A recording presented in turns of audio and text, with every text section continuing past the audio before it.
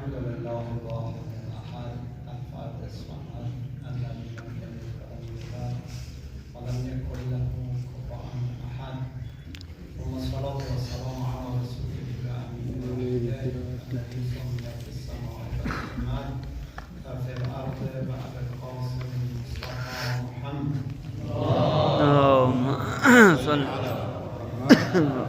على محمد وعلى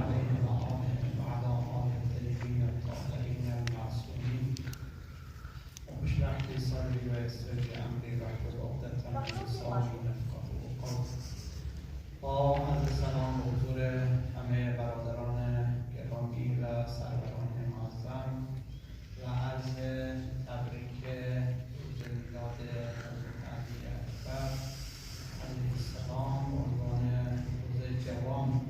شما الحمدلله همه جوان هستید و امیدواریم که خداوند توفیق رهبری راه منجر رو به همه ما عنایت بفرماید. توفیق نصیب شد که در این جلسه در خدمت شما عزیزان و بزرگواران چند لحظه‌ای رو مزاحمت کنم در مورد این آیه شریفه که قرآن کریم در بیان هدف بعثت و رسالت پیامبر مکرم اسلام فرموده است: لقد من الله علی المؤمنین اذ بعث فیهم رسولا من انفسهم یتلو علیهم آیاته و یزکیهم و یعلمهم الکتاب و الحکمة و ان کانوا من قبل لفی ضلال مبین. موضوع هدف بعثت و رسالت پیامبران الهی و پیامبر مکرم اسلام بر طبق آیات شریف قرآن و روایاتی که از آن حضرت بیان شده کمال انسانی و رساندن انسان به مقامات عالی اخلاقی و تعالی روحی است. انی بعثت لاتمم مکارم الاخلاق. اما برای اینکه این هدف تحقق پیدا کنه و انسان برسه به اون هدف غایی و هدف نهایی که کمال اخلاقی هست، دو مرحله دیگر و دو مقدمه دیگر نیاز هست. مرحله اول بعد علم و معرفت و ایمان است. پیامبر مکرم اسلام و همه پیامبران الهی آمدن برای اینکه بشر رو دعوت به سوی ایمان کنند، ایمان به مبدأ و ایمان به معاد، به عنوان اصول مشترک همه پیامبران الهی، رسلا مبشرین و منذرین. همه پیامبران بشر رو در ابتدا دعوت به ایمان به خدا کردند، معرفت الهی، توحید و مسئله معاد، ایمان به آخرت. اگر این دو اصل در انسان تحقق پیدا کنه، یعنی معرفت جامع نسبت به صفات جمال و جلال الهی پیدا کنه و به اون ایمان بیاره، یعنی علاوه بر علم و معرفت، ایمان یعنی پایبندی قلبی، یعنی اینکه در تمام وجودش و تمام اعضا و جوارحش جاری بشه به عنوان یک اصل اساسی در همه حالات و در همه لحظات توجه به این مبدأ و معاد پیدا کند. این مقدمه اول هست و نیاز اصلی و نیاز اولی هست که پیامبران الهی آمدن برای اینکه افکار و اندیشه های بشر را اصلاح کنند و تغییر بدن. یعنی اعمال انسان برخواسته از افکار انسان هست. هر گونه که انسان بیاندیشد همانگونه عمل میکنن. اونچه که در تمام عالم مشکلاتی که بشر داشته این بوده است که افکار او متوجه دنیا، مادیات، بت‌ها، طاغوت‌ها و شیطان‌ها بوده. اونها رو به عنوان همه کاره خودش میشناخته، به عنوان اینکه نفع و ضرر او به دست اونها هست و برخواسته از اونها هست. اما پیامبر آمده بگوید به بشر که این بت‌ها کاری نیستند. وقتی که حضرت ابراهیم علیه السلام وارد بتخانه میشه و بت‌ها رو میشکنه و بعد تبر رو بر دوش بت بزرگ میگذاره و او رو محاکمه میکنن که چرا این کار رو انجام دادی، میفرماید خب سوال کنید از بت بزرگ چرا این کار رو کردی؟ میگن این که حرف نمیزنه، اون که کاری ازش برنمیاد. ابراهیم علیه السلام به این وسیله به اونها میفهمونه که پس شما از کسی دارید، کسی رو میپرستید، چیزی رو میپرستید که کاری نیست، نفع و ضرری متوجه شما نمیکنه، خیر و شری از او به شما نمیرسه. شما بیایید به سوی خداوند تبارک و تعالی. اگر بشر از نظر ایمان و اعتقاد یعنی عقیده‌اش محکم بشه به این که ذات حق تعالی به عنوان مبدأ عالم کسی هست که دارای علم و قدرت و حیات و اراده و نعمت و رحمت و مغفرت هرچی هست از او هست، دنیا و آخرت انسان وابسته به اوست. اگر این چنین ایمانی پیدا کرد که لله خزائن السماوات و الارض، خزائن آسمان زمین دست خداست، سراغ کی بره؟ از کی بخواد؟ لله جنود السماوات و الارض، همه عالم لشکر گوش به فرمان و سرباز مطیع هم هستند. دنبال کی باشیم؟ از کی بترسیم؟ از کی چه کسی وحشت داشته باشیم؟ له مقالید السماوات و الارض، کلید همه آسمان و زمین دست خداست، کلیددار عالم خداست. اگر انسان این چنین عقیده پیدا بکنه که کلید هستی در دست خداونده، برای هر کسی که بخواهد باز میکنه و برای هر کسی که بخواهد میبنده. ما یفتح الله للناس من رحمت فلا ممسک لها و ما یمسک فلا مرسل له من بعده. با یک کلید هم باز میشه هم بسته میشه. یک کلید هست هم باز میکنه و هم میبنده. خداوند تبارک و تعالی دریا رو برای حضرت موسی باز میکنه و برای فرعون سر به هم میاره و میبنده. دل کوه رو خدا باز میکنه برای جناب صالح، ناقه صالح از دل کوه بیرون میاد و بعد هم بسته میشه. له مقالید السماوات و الارض، یعنی آسمان و زمین و دریا و کوه و صحرا و انسان ها هم مقلب القلوب خداونده. اون کسی که به ما نعمت میده، اگر که بگویی که لولا فلان لهلکتو، این شرکه. اگه بگی اگه فلانی نبود من بیچاره بودم، این شرکه. این که قرآن فرماید که و ما یؤمن اکثرهم بالله الا و هم مشرکون، اهل ایمان ندارن و مشرکن. و ما یؤمن اکثر مؤمنین ایمان ندارن بالله و هم مشرکون. چرا؟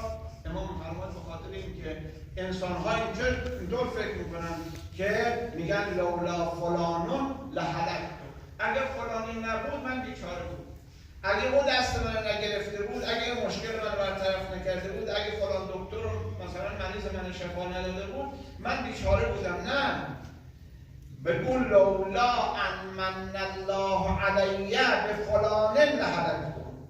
فلانی وسیله است، فلانی کاری نیست. اگر به وسیله اون نعمتی به شما رسیده خدا داده، او وسیله بوده. اگر که مقلب القلوب خداست، اگر که همه دلها رو او میچرخانه و میگردانه و نرم میکنه و متوجه میکنه به سوی ما، از سوی او باید شکرگزار او باشیم و نعمتها همه از اوست. اگر مبدأ همه نعمتها رو خدا دانستیم، اگر که مبدأ همه قدرت ها رو خدا دانستیم، دیگه هیچ قدرتی هیچ موقع سر تعظیم فرود نمیاریم. همه قدرت ها دست خداست و بندگی خداوند تبارک و تعالی به این معنی. خب اگر این اصل توحید رو بشر درک بکنه، با همه ابعادش در زندگی خودش پیاده بکنه و بهش توجه بکنه و ایمان بیاره، اون وقت با این ایمان صبرش زیاد میشه، توکلش زیاد میشه، ایمانش تقویت میشه، تقواش زیاد میشه. همه اینها آثاری هست که مترتب بر اون علم و معرفت و ایمانه. پیامبران الهی آمدن که جهانبینی بشر رو تغییر بدن، بینش انسان و نگاه انسان رو عوض کنن. گاهی انسان ها این گونه فکر میکنن که فلانی هست و فلان جا هست و فلان شخص هست که مثلا کاری هست و چیزی ازش از عهده رو برمیاد. اما اصل توحید میگه نه، همه کار خداست و همه چیز دست خداست. از او باید خواست، همه خواسته هایتون رو از او بخواهید، همه نیازهایتون رو از او بخواهید، همه توکلتون به او باشه، همه اعتمادتون به او باشه. این معنای توحید است.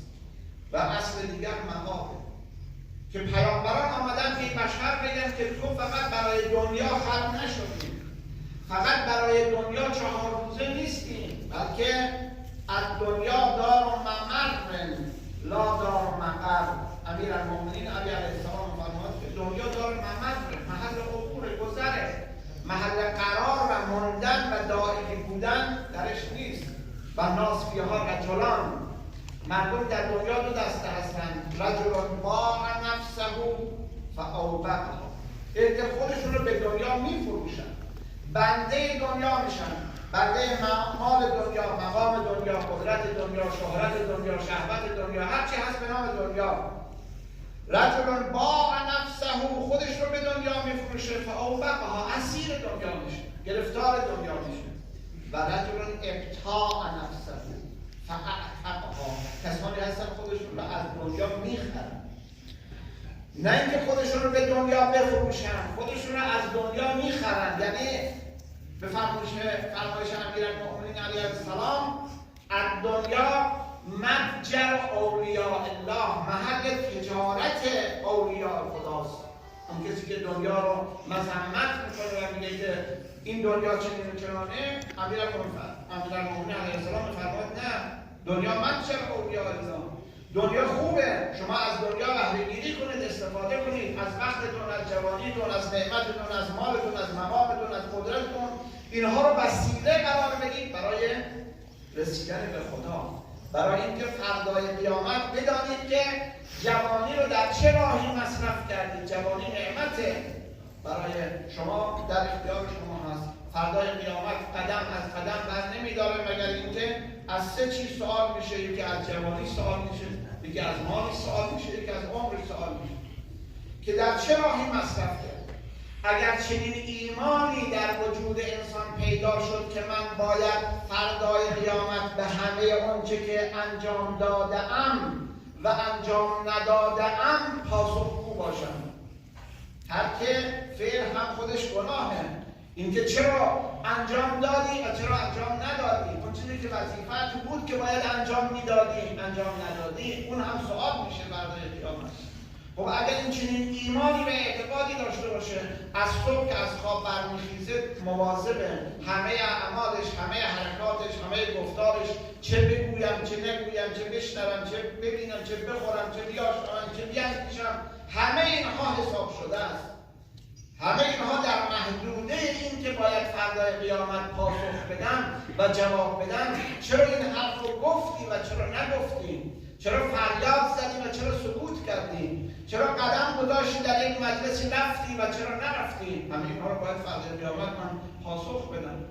خب اگر چنین ایمان و اعتقادی در وجود انسان پیدا شد، ایمان به مبدأ و ایمان به معاد در وجودش تقویت شد، بعد اعمال انسان برخواسته از افکار انسان، یعنی نوع عمل او، نوع گفتار او، نوع رفتار او، نوع برخورد او، همه به همه حساب شده بر اساس اون ایمان معاد، ایمان به خدا و قیامت. اگر من ایمان به خدا و قیامت داشته باشم اهل نمازم، اگر ایمان به خدا و قیامت داشته باشم اهل حجاب، اگر ایمان به خدا و قیامت داشته باشه راست میگه، اگر ایمان به خدا و قیامت داشته باشه غیبت نمیکنه. اعمال انسان برخواسته از افکار انسان، از اندیشه های انسان. لذا میگن مواظب افکار خودت باش که اعمالت رو میسازه. یعنی هر گونه که انسان بیاندیشه، هر چیزی که به عنوان ارزش و یا ضد ارزش بدانه همان گونه عمل میکنه.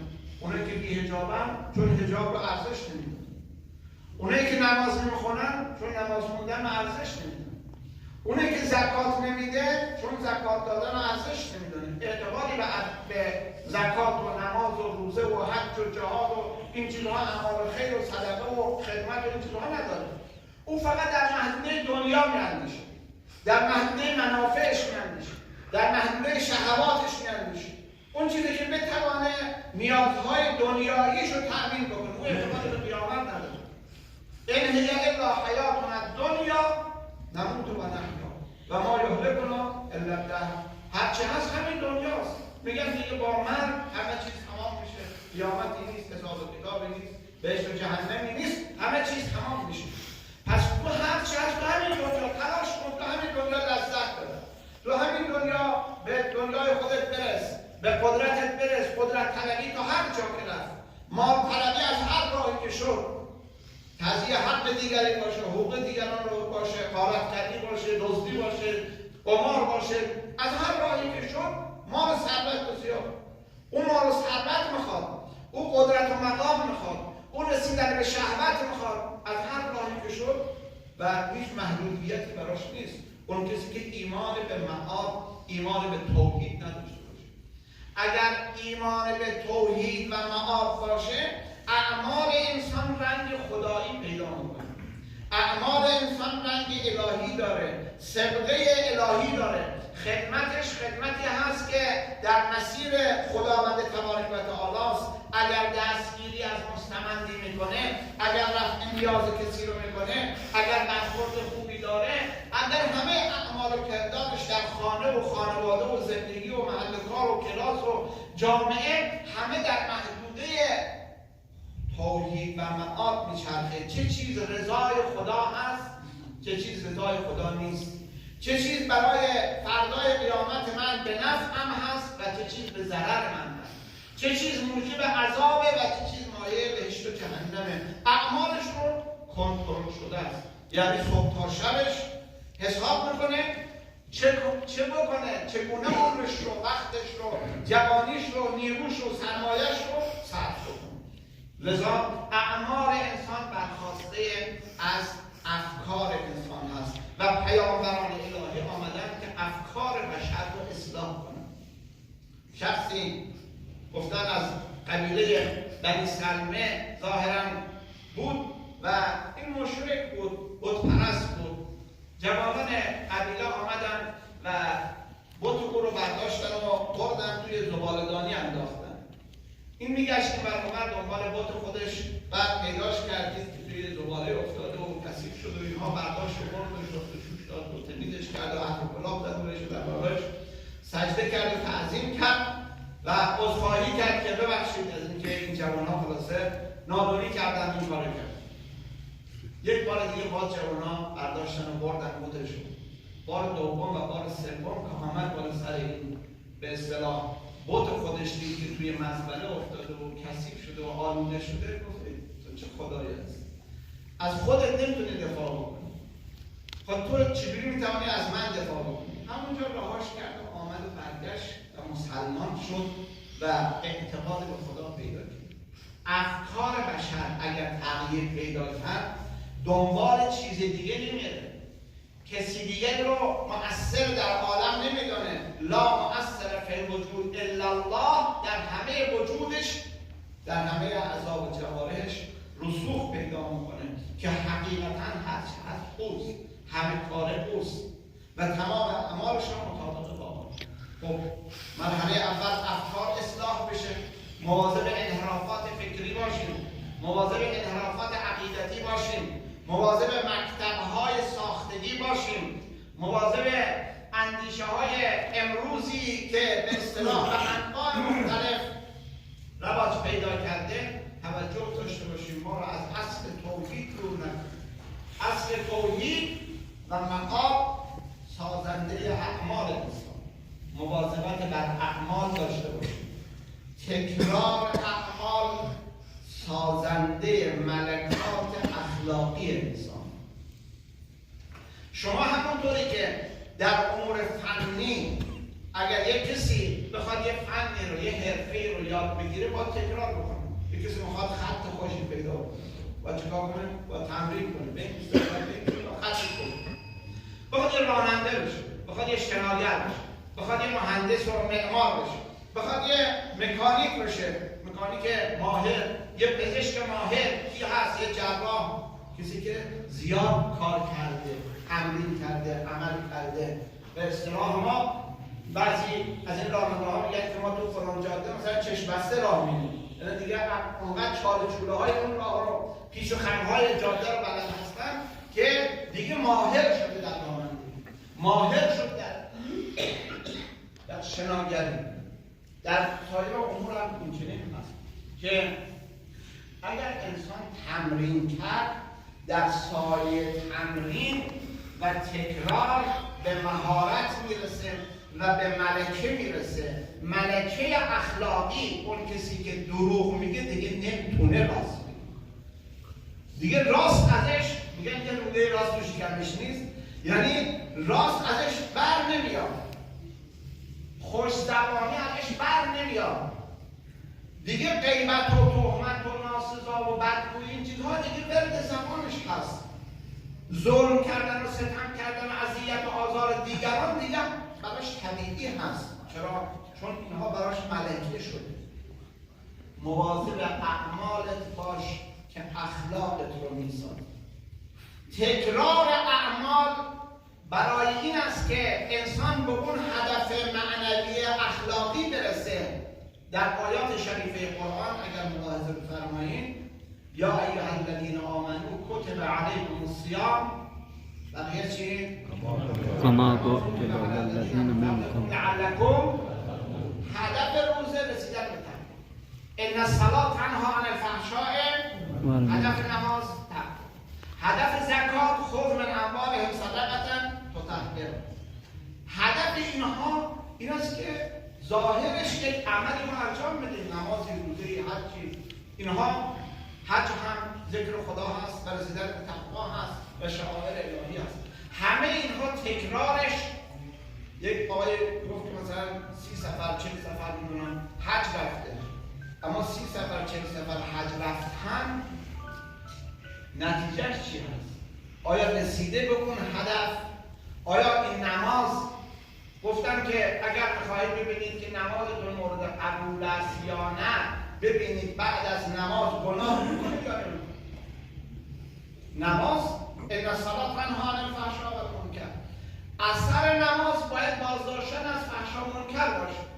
اگر این نماز توانست مانع گناه باشه، این نماز باعث کمال. الصلاة معراج المؤمن، الصلاة قربان کل تقی. این نماز باعث تقرب انسان به خدا هست، باعث خروج انسان هست، باعث بالا رفتن مقامات معنوی انسانه. اون روزه رسیدن به تقوا هست. اما اگر خدای بکده بعد از ماه رمضان 2 مرتبه برگشتیم به همون گناه‌ها، این نتیجه اینه که پس اون روزه اون اثری که باید داشته باشه نداشته. فردای قیامت ممکن است که به اصطلاح ما رو خودحک نزنن برای اینکه چرا نماز نخوندیم. نماز خوندیم، روزه گرفتیم، اما اون اثر روزه چیه؟ اثر روزه رسیدن به تقوا، اثر نماز فحشا و منکر رو ترک کردن و بقا کردن هست. پس اعمال وسیله اخلاق، اعمال زمین ساز تکامل روح، تکامل معنوی انسانه، تکامل اخلاقی انسانه. البته هر اخلاقی و هر کمالی هم راهی داره. اگر کسی میخواهد به کمال شجاعت برسه، اگر کسی میخواهد به کمال احسان و نیکی و خیر برسه، اگر کسی میخواهد به هر کدام از این صفات فضیلت که برسه، مرحوم شهید مطهری البته از اصل مولوی نقل میکنه داستان رو که میگه یه کسی بود که خیلی اهل عبادت بود، نماز و روزه و مثلا این چیزها زیاد مشغول عبادت بود. مسئله پیش آمد، فقط تنها کاری که انجام نداده بود مسئله جهاد در راه خدا بود، یعنی اون فضیلت و ارزش جهاد رو و ثواب جهاد در راه خدا رو پیدا نکرد. یه مسئله پیش آمد و یه جنگی رو یک جوان‌ها آماده شدن برای رزم که برن با دشمن به سلاح بجنگن. خب این پیرمرد هم خبر کردن و این هم آماده شد که پس من حاضر هستم که با شما بیام. خیلی خوب، تا حالا حاضر شد، ناچار جوان بودن، امروز هم روز جوان هست، جوان‌ها چابک و آماده سوار شدن. این پیرمرد هم برها راه افتاد و رفت. اینها رفتن و برگشتن. یه بنده خدایی را، حالا شاید بنده خدا نبود، آمدن اسیر گرفته بودن، آوردن پیش این پیرمرد گذاشتن دست بسته اسیر و گفتن این رو مواظبش باش تا اینکه ما بریم دوباره برگردیم. خب اون از به اصطلاح جوان‌ها و رزمنده‌ها به صلوات بفرستید. اللهم صل على محمد و آل محمد. اون جوانای رزمنده که رفتن، این بنده خدا پیرمرد موند و با این به اصطلاح اسیر دست بسته که هیچ کاری ازش برنمیاد و سلاحی هم نداره.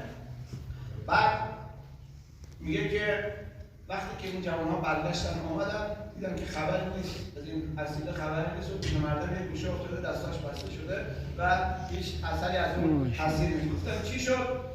گفت که شما که رفتید این بنده خدا این اسیر رو من یه عهد می‌کرد، یه تشری من زد و یه چیزی نهیبی من زد، من دیگه قش کردم نفهمیدم، اون دست خوشو باز کرد و فرار کرد و رفت.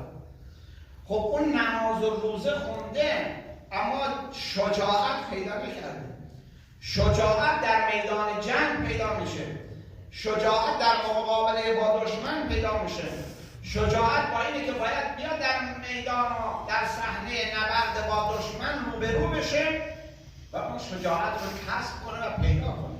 گفتن اگر شما خدای نکرده کسی درش روحیه بخل درش هست، هرچی میتوانه صدقه بده، ولو کم، با یه صدقه کم هم شما صدقه بده، روزی کم سالی خورده بیشتر، ماهی خورده بیشتر، تا در شما روحیه احسان و گذشت پیدا بشه، اون روحیه بخل از انسان گرفته بشه. هر کدام از فضیلت ها، نماز شب یه اثری داره. به قول آقای قرائتی خدا حفظش کنه میگفت که هر کدام از میوه‌های ویتامین داره، خربزه ویتامین داره، پرتقال ویتامین داره، خیار ویتامین داره. کسی اگر بگه من خیار خوردم و مزه مثلا پرتقال نمیداد، خب طبیعتا هر کدوم یه خاصیتی داره. نماز شب یه خاصیتی داره، نماز واجب یه خاصیتی داره، نافله شب یه خاصیتی داره، نافله قرائت قرآن یه خاصیتی داره. باید به این اعمال توجه کنید. اعمال عبادی هر کدام آثار روحی در ما میگذاره، آثار اخلاقی در وجود انسان داره. اگر یتیمی رو دید دست نوازش به سرش بکشه، اگر فقیر رو دید دستگیریش بکنه، اگر یک نابینایی دید از اون طرف خیابون به این طرف خیابون بیاره، اینها اعمالی هست که صبح تا شب فراوان اطراف ما ریخته. اعمال خیر، اون چه که انسان میتوانه انجام بده، خیلی که به پدر مادرش میتونه بکنه، به خانوادهش میتونه بکنه، به فرزندش میتونه بکنه، به قوم خویشش میتونه بکنه، به همسایه‌اش میتونه بکنه، همکلاسش میتونه بکنه. اینا همه خیرات فراوان هست. هر کسی به هر شکلی میتوانه با زبانش، با قلمش، با قدمش، با پولش، با آبروش، با حیثیتش، با هر شکلی که میتوانه خدمت بکنه. عبادت همه اینها اگر که با قصد قربت الله انجام بشه، با نیت تقرب به سوی خدا اگر انجام شد، همه اینها میتوانه رنگ عبادی پیدا کنه و همه اینها میتوانه در روحیات ما و در اخلاقیات ما اثر داشته باشه. از این جهت باید توجه کنیم به این که این اعمال ما سازنده اخلاق ما هست. همون گونه که افکار انسان سازنده اعمال انسان هست و مواظبت بر افکار و اندیشه ها داشته باشیم که اعمال ما رو میسازه و مواظبت بر اعمالمون داشته باشیم که اخلاق ما رو میسازه. اعمال ما هر چقدر که تکرار بشه به همون اندازه در اخلاق ما مؤثر هست. ملکات اخلاقی که در وجود انسان پیدا میشه در سایه اعمال انسان و در سایه تکرار هست. لذا در آیه شریفه قرآن که با عنوان کثرت ازش یاد میکنه یا ایها الذین آمنوا اذکروا الله ذکرا کثیرا. ذکر کثیر با عنوان کثرت فقط درباره ذکر آمده، در چیزهای دیگه نیست. ذکر هم نه فقط ذکر زبانی، یکیش ذکر زبانی هست، عمده‌اش ذکر قلبی هست. توجه داشتن به این که در محضر خدا هستیم، توجه داشتن به این که ما وظیفه داریم، توجه داشتن به این که مسئولیتی بر عهده ما هست. اون توجه و ذکر در حال خواب و بیداری در همه لحظات، به خاطر اینکه شیطان هم از اون طرف به دنبال انسان هست برای انحراف انسان، برای اینکه انسان رو از راه به در کنه. اونطوری که در قرآن می‌فرماید که شیطان گفت رب اغویتنی لأقعدن لهم صراطک المستقیم ثم لآتینهم من بین ایدیهم و من خلفهم و عن ایمانهم و عن شمائلهم ولا تجد اکثرهم شاکرین. شیطان میاد از جلو رو پشت سر، سمت راست، سمت چپ، تمام لحظات دنبال این هست که ما رو بکشانه از مسیر حق دور کنه، یا فکر ما یا عمل ما یا اخلاق ما. اگر کسی میتوانه نمازش رو ترک کنه بگه نماز چیه؟ نماز نمیخواد بکنه. اگر خیلی مقیده به نماز بگه نافله چیه؟ نافله مستحب، نخوندی نه. اگر نافله میخونه یک کار دیگه، یه چیز دیگه. یعنی در جاهایی که در سر بزنگاه هایی که انسان میخواد کار خیر بکنه دستش کنه تو جیبش میگه ولش کن، حالا صدقه واجب نیست، حالا توبه واجب نیست، حالا جوانی، حالا وقت زیاد داره، حالا عمر صوفه. تصویف یکی از کارهای شیطان. صوفه کردن میگه حالا وقت زیاده، حالا پول داره، حالا بعداً ببینی که تمام شد و فرصت از دست رفت. باید لحظات رو غنیمت بشماریم، باید در تمام آنات و در تمام لحظات توجه به خدا داشته باشیم. توجه به این که شیطان ممکن هست ما را از راه بیراهه کنه و از راه به در کنه.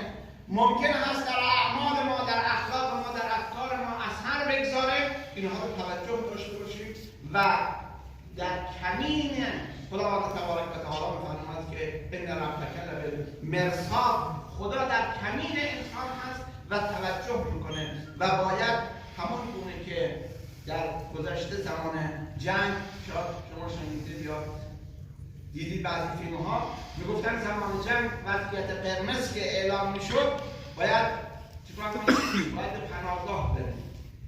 قرآن فرماید و اما ینزغنک من الشیطان نزغ، اگر شیطان آمد و شروع کرد به وسوسه کردن فاستعذ بالله، پناه ببر به خدا، برو توی پناهگاه. پناهگاه کجاست؟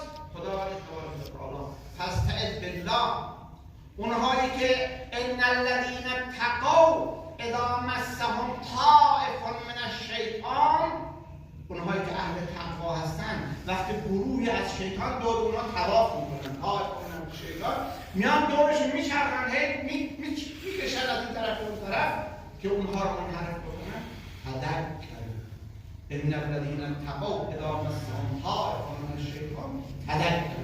یه دفعه متوجه میشه، فاذا هم مبصرون، بیدار میشه، آگاه میشه زنگ خطر و آهنگ خطر به اصطلاح، آژیر خطر به صدا در میاد. متوجه میشه که این راه انحرافه، این سخن انحرافیه، این عمل خلافه، این گفتار رو من نباید بزنم، این رفتار رو نباید انجام بدم، این نگاه رو نباید بکنم.